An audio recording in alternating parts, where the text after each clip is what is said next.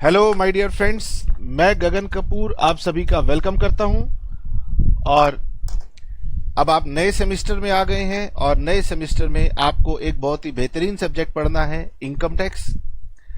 और मैं आपको टाइमली बता रहा हूं कि इनकम टैक्स को आपको टाइमली पढ़ना बहुत जरूरी है, अदरवाइज ये सब्जेक्ट बहुत कॉम्प्रिहेंसिव है, आपको बाद में रिग्रेट हो सकता है। रियल लाइफ में इनकम टैक्स बहुत ही इंपॉर्टेंट रोल प्ले करता है, इसलिए इनकम टैक्स को सीरियसली लीजिएगा। मुझे नहीं पता पहले के 4 सेमेस्टर में आपने कैसे काम चला लिया, यूट्यूब देख लिया या क्या क्या कर लिया, बट इनकम टैक्स डिजर्व करता है सीरियस स्टडी। आज की क्लास में मैं आपको इनकम टैक्स तो नहीं पढ़ाऊंगा, इनकम टैक्स हम नेक्स्ट क्लास से स्टार्ट करेंगे, लेकिन इनकम टैक्स से पहले कुछ बेसिक बातें हैं वो जान लीजिए, ताकि आपको आगे से इनकम टैक्स की लर्निंग में मजा आए और दिक्कत ना हो। और दूसरा, हम जो कोचिंग प्रोवाइड करेंगे उसके बारे में हम आपको साथ साथ बताएंगे, सिलेबस क्या है वो भी आपको बताएंगे। सबसे पहली बात आती है कि सर आखिरकार टैक्सेस क्यों लिए जाते हैं। तो country is run by the government, देश को सरकार चलाती है। To run the country government needs funds, और देश को चलाने के लिए सरकार को खर्चा करना पड़ेगा। These funds are collected by the government through various sources and one of the main source of revenue to the government is taxes। अब भारत सरकार है, उसे भी अपने कार्य करने के लिए पैसे चाहिए, पैसे आने के कई सारे सोर्स हैं, लेकिन मेन सोर्स टैक्सेस ही है। तो इसलिए टैक्सेस के बारे में गवर्नमेंट हमेशा बहुत आपको सीरियस मिलेगी। अब सर एक जनरल नॉलेज की तरह से कई बार आपसे अगर आप किसी को कहेंगे मैं कॉमर्स का विद्यार्थी हूं, तो कोई भी व्यक्ति आपसे पूछेगा तो भाई कॉमर्स मतलब पैसा कमाना और पैसे के साथ जुड़ा हुआ होता है टैक्स, तो क्या आपको टैक्सेस की नॉलेज है? आप कहेंगे हाँ जी नॉलेज है। पूछेंगे अच्छा ये बताओ टैक्स ब्रॉडली कितने तरीके के होते हैं? मतलब मैं जनरल भाषा की बात कर रहा हूं, आपसी बोलचाल में लोग बात करते हैं ना, चल यार थोड़ी सी बात किया यार ये आदमी बहुत नॉलेजेबल है, या इकोनॉमिक्स की टर्म्स में कई बार बात करते हैं। तो टैक्सेस 2 तरीके के होते हैं, ब्रॉडली 2 कैटेगरीज में डिवाइड किए जाते हैं। एक को कहा जाता है डायरेक्ट टैक्सेस और दूसरे को कहा जाता है indirect taxes. Sir direct taxes का मतलब क्या है? डायरेक्ट टैक्सेस का मतलब है, पहली बात तो समझ लीजिए, टैक्स कौन लेती है? गवर्नमेंट लेती है। अब कोई गुंडा मवाली कहने लगे मुझे टैक्स देना पड़ेगा, वो मूवी की बातें होती है, वो सब इलीगल है। मैं अभी बताऊंगा कि टैक्सेस लेने के लिए कानूनी प्रोविजंस हैं, तब टैक्स लिया जाता है। ऐसे कोई भी व्यक्ति टैक्स नहीं ले सकता। आम बोलचाल में हम बात कर देते हैं ये इस बात का टैक्स है, वो उस बात का टैक्स है, वो अलग बात है, लेकिन यहां पर लीगल टर्म्स में बात हो रही है। डायरेक्ट टैक्स का मतलब होता है person page tax from own pocket. Direct tax का मतलब यह है कि सरल भाषा में कहूं तो डायरेक्ट टैक्स, नीचे हमने लिखा हुआ है direct taxes are paid by the person directly to the government.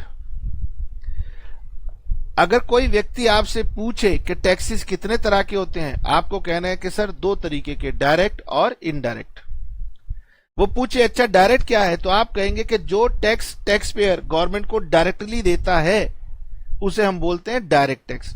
तो वो व्यक्ति बोलेगा यार आपने तो डायरेक्ट टैक्स का एक जनरल इंटरप्रिटेशन दिया, तो आप कहेंगे the person paying tax can not shift its burden on some other person.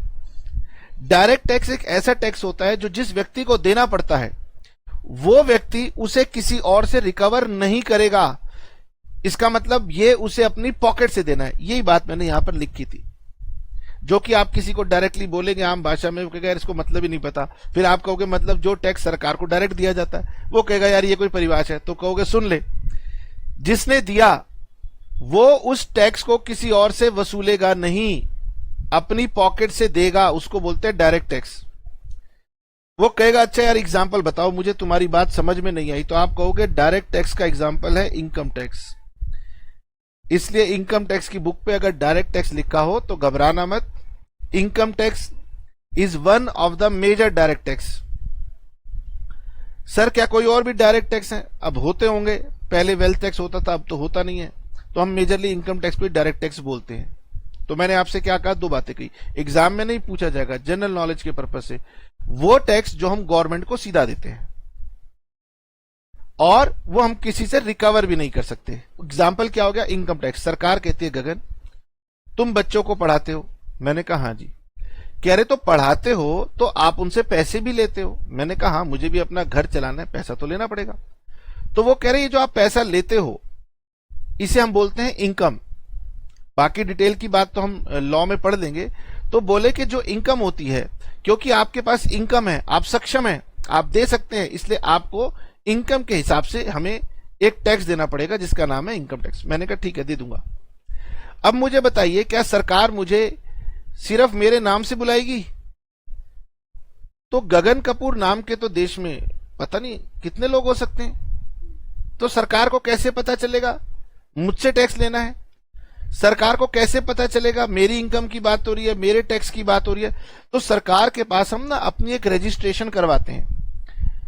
हर व्यक्ति जो कमाता है वो सरकार के पास जाके अपनी रजिस्ट्रेशन करवाता है और उस रजिस्ट्रेशन को करवाने से उसे एक नंबर भी मिलता है, उसे एक नंबर दिया जाता है जिसको हम बोलते हैं परमानेंट अकाउंट नंबर, पैन। ये 10 डिजिट्स का होता है।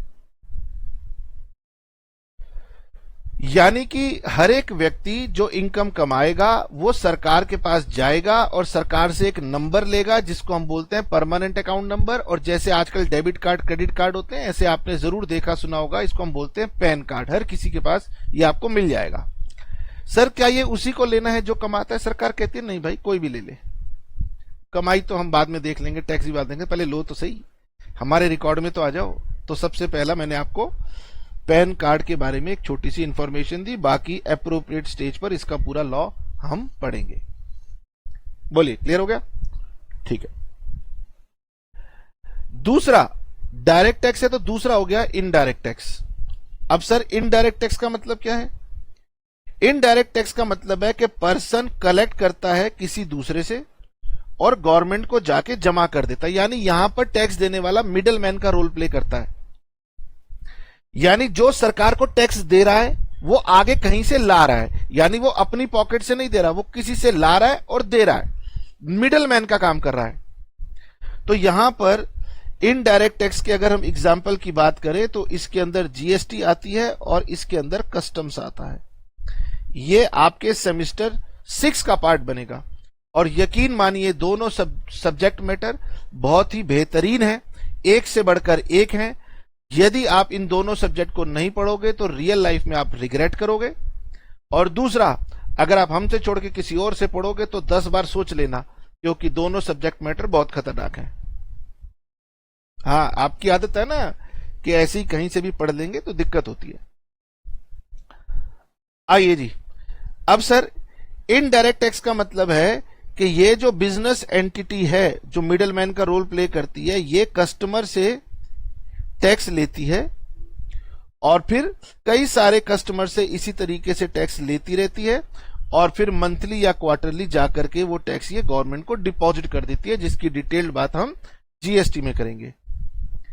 अब सर यहां पर भी क्योंकि जो मिडल मैन है, जो बिजनेस एंटिटी है, वो सरकार को टैक्स दे रही है, तो उसने भी अपना कोई नाम रखा होगा, गगन प्रॉपर्टीज, गगन मेडिकोज, गगन इंफ्रा।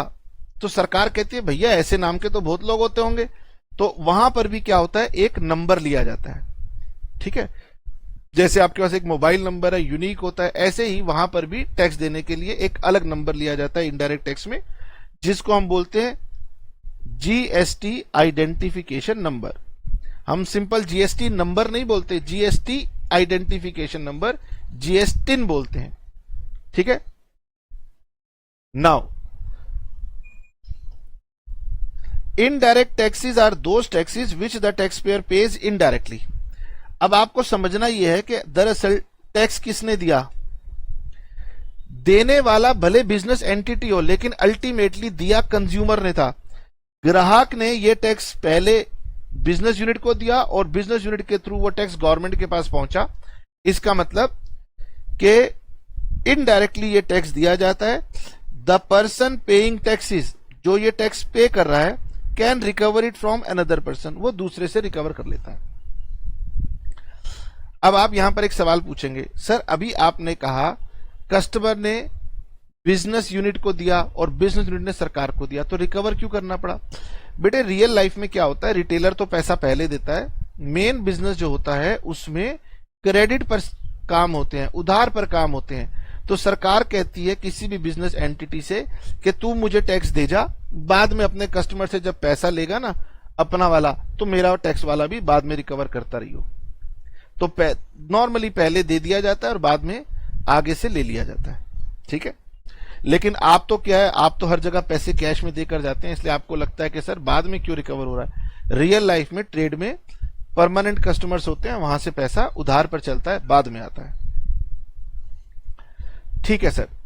मैंने आपको टैक्स में क्या है, आपको थोड़ा सा रुकना पड़ेगा और 2 मिनट पीछे जाके रिवाइज करना पड़ेगा कि हमने क्या पढ़ा। पहली बात, एक जनरल बात पढ़ी कि सरकार टैक्स लेती है क्योंकि सरकार को खर्चे करने के लिए और कोई सोर्स मिलता नहीं है। दूसरा, टैक्स ब्रॉडली 2 तरह के हैं। एक टैक्स तो वो है जो मैं सीधा सरकार को दूंगा, डायरेक्ट टैक्स, और एक वो है जो मैं इनडायरेक्टली दूंगा, इनडायरेक्ट टैक्स। दोनों ही तरफ मेरी जेब कटनी है और कभी ना कभी जीवन में आप इस बात पे जरूर चर्चा करोगे कि यार कितने टैक्स देने पड़ते हैं, ठीक है। आपसे एग्जाम में इसका बहुत कम चांस है कि पूछा जाए कि डायरेक्ट टैक्स और इनडायरेक्ट टैक्स के अंदर डिफरेंस बताइए। ये नॉलेज पर्पज से मैंने आपको बताया, जनरल लैंग्वेज में बताया। टेक्निकल लैंग्वेज में इसे बोलते हैं इंपैक्ट एंड इंसिडेंस। और मैं आपको इंपैक्ट और इंसिडेंस अभी नहीं समझा रहा और रेदर समझाऊंगा भी नहीं, क्योंकि वो आपके काम का नहीं है। इंपैक्ट और इंसिडेंस का मतलब है किसने दिया और अल्टीमेटली किससे रिकवर हुआ। अगर ये अलग अलग हैं तो टैक्स इनडायरेक्ट है, और अगर ये एक ही पर है तो ये डायरेक्ट है।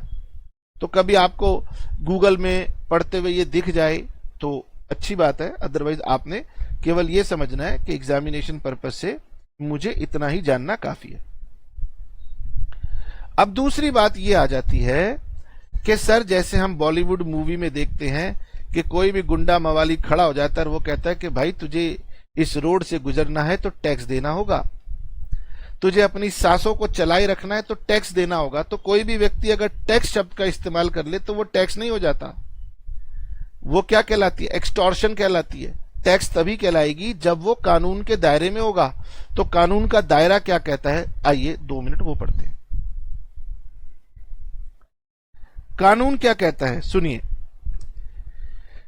Constitution of India under article number 246 has given power to central and state government to collect taxes। देखिए हमारे देश का जो सबसे बड़ा कानून है उसका नाम है कॉन्स्टिट्यूशन ऑफ इंडिया। सर हमारे देश में तो कई सारे लॉ हैं, बिल्कुल हमारे देश में कई सारे लॉ हैं, लेकिन उन सब के ऊपर जो लॉ है वो है कॉन्स्टिट्यूशन ऑफ इंडिया। अभी चुनाव में आप देखते थे कि एक पॉलिटिकल पार्टी का लीडर घड़ी घड़ी जेब से एक छोटी सी बुक निकाल के कहता था constitution of India, constitution of India. खुद भी कभी नहीं पढ़ा होगा कॉन्स्टिट्यूशन ऑफ इंडिया क्या है। कॉन्स्टिट्यूशन ऑफ इंडिया सबसे बड़ा लॉ है जहां से बाकी सारे लॉज को पावर मिलती है। तो कॉन्स्टिट्यूशन ऑफ इंडिया में जो लॉ लिखे हुए हैं वो पैरा वाइज लिखे हुए होते हैं, और उन पैरास को हम पैरा नहीं बुलाते, सेक्शन नहीं बुलाते, उन्हें हम बुलाते हैं आर्टिकल। तो कॉन्स्टिट्यूशन ऑफ इंडिया में एक है आर्टिकल 246, कई सारे आर्टिकल होंगे, उनमें एक आर्टिकल है 246, और ये वाला आर्टिकल स्पेसिफिकली पावर देता है केंद्र सरकार को, राज्य सरकार को, कि वो टैक्स कलेक्ट कर सकती है। जैसे ही ये पावर मिलेगी कि हम टैक्स कलेक्ट कर सकते हैं तो झगड़े का स्कोप बन जाता है, कौन सा टैक्स तू लेगा, कौन सा मैं लूंगा। तो उन्होंने कहा रुको, हम एक शेड्यूल 7 बना रहे हैं। उस शेड्यूल 7 में हम 3 लिस्ट बनाएंगे और उसके थ्रू हम आपको बता देंगे कौन सा टैक्स किसको लेना है। ओके,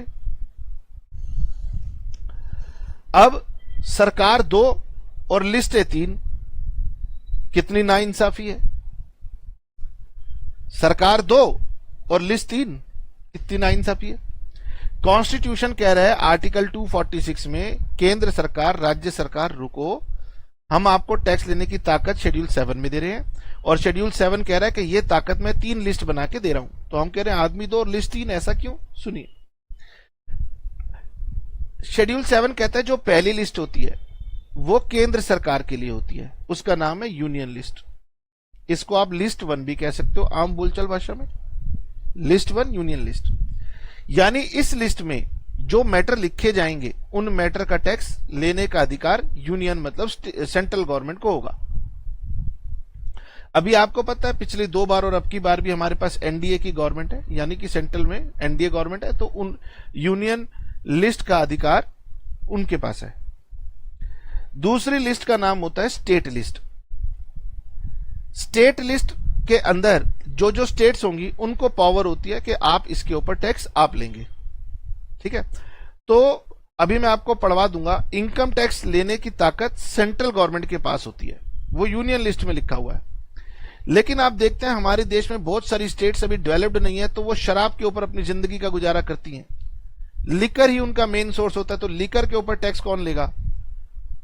स्टेट गवर्नमेंट लेगी, तो वो उस लिस्ट में लिखा हुआ होता है। तो सर चलिए, सेंट्रल गवर्नमेंट के लिए लिस्ट 1 हो गई, स्टेट गवर्नमेंट के लिए लिस्ट 2 हो गई, फिर एक लिस्ट 3 है जो कंकरेंट लिस्ट है। इसमें क्या है, दोनों के पास पावर होती है, कुछ मुद्दों पे दोनों को पावर दी है कि भैया इसमें मिलजुल के काम करना, इसलिए 3 लिस्ट हैं। तो मुझे बताइए, क्या आपको यह समझ में आया कि कॉन्स्टिट्यूशन में सरकारों को खर्चा चलाने के लिए दिक्कत ना आए, इसके लिए टैक्स लेने की पावर दी गई, और टैक्स लेने की पावर में क्लैरिटी रहे, इसीलिए उनको 3 लिस्ट शेड्यूल 7 के माध्यम से दी गई, जिसमें लिस्ट 1 सेंट्रल गवर्नमेंट फॉलो कर ले और लिस्ट 2 स्टेट गवर्नमेंट फॉलो कर ले। अब सर उसमें बहुत सारी आइटम्स लिखी हुई हैं। एंट्री नंबर 82 जो कि सेंट्रल गवर्नमेंट की लिस्ट है, जिसको हम लिस्ट 1 भी कहते हैं, शेड्यूल 7 आर्टिकल 246 में दी हुई है कॉन्स्टिट्यूशन ऑफ इंडिया में। उन्होंने पावर दी है सेंट्रल गवर्नमेंट को with the help of entry number 82 to make laws on income tax, लेकिन अदर देन एग्रीकल्चरल इनकम। यानी लिस्ट जब तैयार की गई तो लिस्ट में कई सारी हेडिंग्स हैं, उन हेडिंग्स को हम बोलते हैं एंट्री नंबर। अगर वहां से आप पढ़ते हुए चलेंगे तो एंट्री नंबर 82, जिसको आप आम भाषा में सीरियल नंबर भी कहते हो, तो 82 नंबर एंट्री जो है वहां पर लिखा हुआ है कि टैक्सेस आप ले सकते हैं, इनकम पर ले सकते हैं, लेकिन एग्रीकल्चरल इनकम पर नहीं लेंगे। यानी केंद्र सरकार हर एक इनकम पर टैक्स ले सकती है, लेकिन एग्रीकल्चर से होने वाली इनकम पर केंद्र सरकार को टैक्स लेने की इजाजत नहीं है। अब कॉन्स्टिट्यूशन की मर्जी है कि वो एग्रीकल्चरल इनकम की ताकत स्टेट गवर्नमेंट को देना चाहते हैं या नहीं देना चाहते, तो उन्होंने ये पावर स्टेट गवर्नमेंट को दे दी। उन्होंने कहा एंट्री नंबर 46 स्टेट लिस्ट में जाके अगर आप देखेंगे तो वहां पर स्टेट गवर्नमेंट को पावर दी गई है to make laws on agricultural income. यानी कि एग्रीकल्चर पे इनकम पर टैक्स लगाने की ताकत स्टेट गवर्नमेंट्स को है, और उसको छोड़ के बाकी जो भी इनकम हो रही है उनको टैक्स करने की ताकत सेंट्रल गवर्नमेंट के पास है। केवल एक ही ये टैक्स का रेवेन्यू नहीं है, बहुत सारे टैक्सेस की पावर दोनों लिस्टों के माध्यम से गवर्नमेंट ने, कॉन्स्टिट्यूशन ने गवर्नमेंट को दे रखी थी। ठीक है, अभी भी दी हुई है। तो बेटे, अब ये सारा का सारा मैंने आपको बताया कि कितने तरह के टैक्सेस हैं और कौन सी गवर्नमेंट कौन सा टैक्स ले सकती है। अब ये आपका इनकम टैक्स का बेसिकली सिलेबस है। तो देखा जाए तो हमने अप्रोक्सीमेटली 14 चैप्टर्स पढ़ने हैं, एक लेंथी जर्नी है। अब मैं आपको बताता हूं कि ये जो हमारा सिलेबस है, ये सिलेबस जो हमें यूनिवर्सिटी से मिला है, ये दोनों बीकॉम ऑनर्स और बीकॉम प्रोग्राम दोनों ही कोर्सेज में एकदम सिमिलर है। और इवन ये सिलेबस अगर कोई सीए इंटर कर रहा हो या सीएमए कर रहा हो इंटरमीडिएट में, तो वहां पर भी लगभग सेम सिलेबस होता है। हमारे पास टोटल कितने यूनिट्स आएंगे? 5 यूनिट्स आएंगे, और हमारे पास जो पेपर होगा वो 90 मार्क्स का होगा।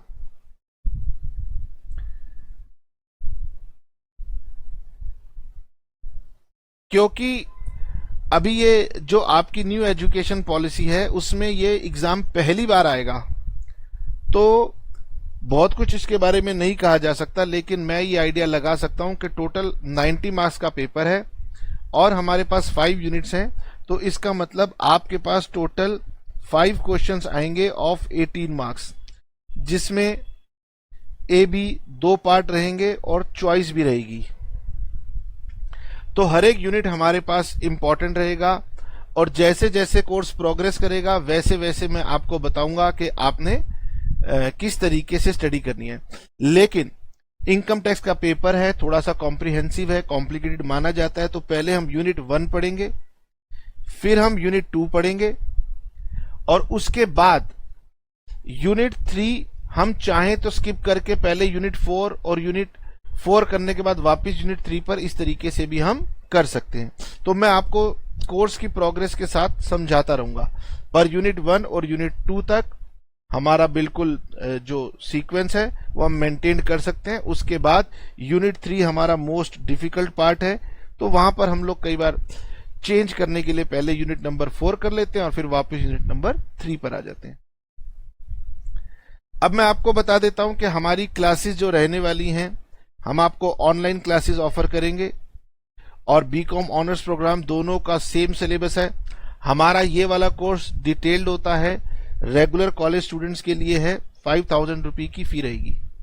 लेकिन जून के मंथ में जो लोग जून के मंथ में हमसे रजिस्ट्रेशन कर लेंगे उन्हें हम 500 रुपीज का डिस्काउंट देंगे। तो जून तक 30 जून तक ये फी रहेगी 4500, यानी 500 अर्ली एडमिशन डिस्काउंट हम आपको देंगे, और उसके बाद 1 जुलाई से ये फी हम लेंगे।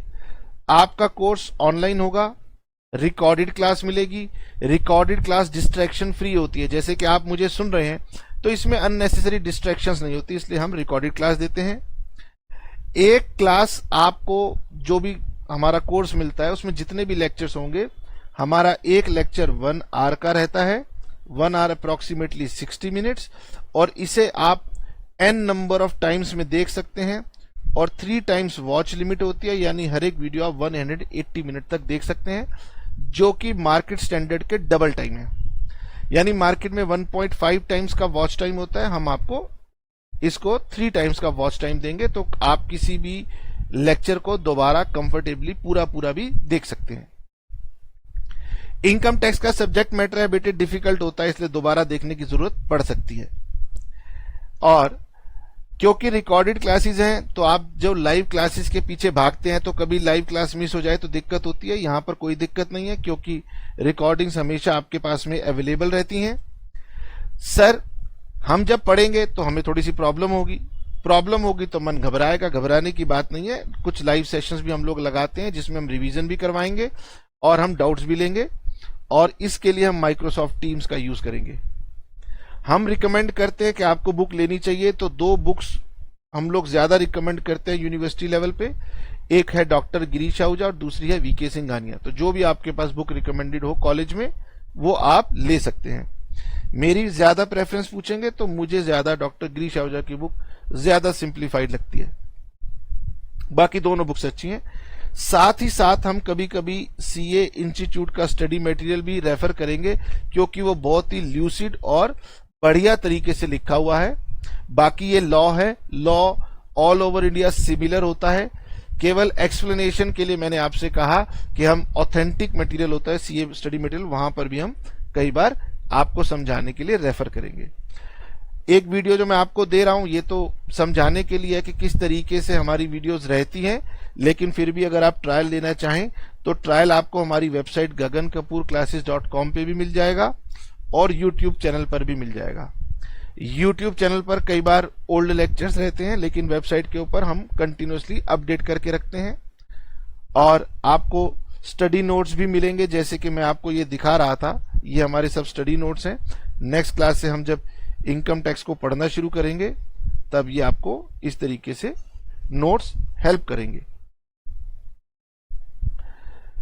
और अब आपके ऊपर है, जल्दी से आप इसको ज्वाइन कीजिए। हमारे पास जो क्लासेस होती हैं वो आप एंड्रॉइड फोन पर या विंडोज प्लेटफॉर्म पर चला सकते हैं, लेकिन अगर आपके पास एप्पल की टेक्नोलॉजी के प्रोडक्ट्स हैं तो फिर एप्पल में हम केवल आईफोन या आईपैड पर ही दे सकते हैं, और उसके लिए 500 रुपीज जो भी नॉर्मल चार्जेस है उससे आपको एक्स्ट्रा पे करना पड़ेगा, और वो एक एडिशनल ऐप से चलेंगे। वेबसाइट वाली ऐप से वो नहीं चल पाएंगे। फिर भी आपकी कोई क्वेरी हो तो ये मेरा नंबर है, इस पर आप मुझसे कांटेक्ट कर सकते हैं। अगर कांटेक्ट ना हो पा रहा हो तो व्हाट्सएप पर मैसेज छोड़ सकते हैं।